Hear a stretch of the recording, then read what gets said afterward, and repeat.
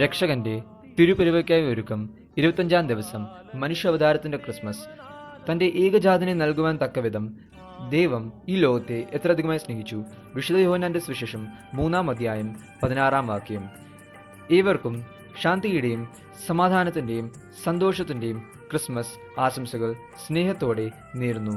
ദൈവം മനുഷ്യന് നൽകിയ ഏറ്റവും വലിയ സമ്മാനമാണ് ക്രിസ്മസ്.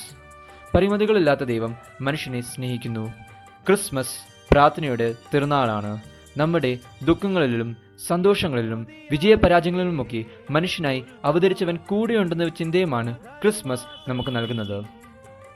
നമ്മുടെ അറിവും കഴിവും സമയവുമെല്ലാം മറ്റുള്ളവർക്ക് വേണ്ടി വിനിയോഗിക്കും പോലെയാണ് ക്രിസ്മസിന്റെ അരുവി നമ്മളിൽ ഉണ്ടാകുന്നത്.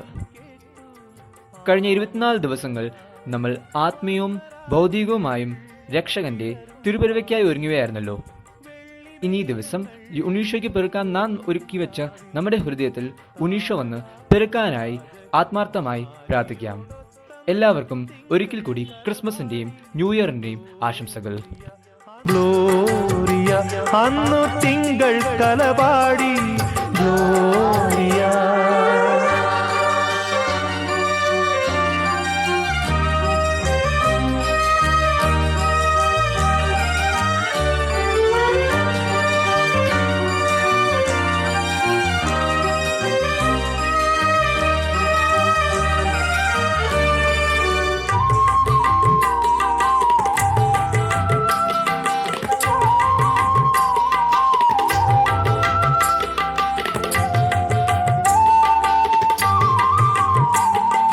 താരകം തന്നെ നോക്കി ആട്ടിടയർ നടന്നു.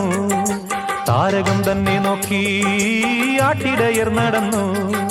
തേജസ് മുന്നിൽ കണ്ടു അവർ ബേഥലേം തന്നിൽ വന്നു. തേജസ് മുന്നിൽ കണ്ടു അവർ ബേഥലേം തന്നിൽ വന്നു. രാജാ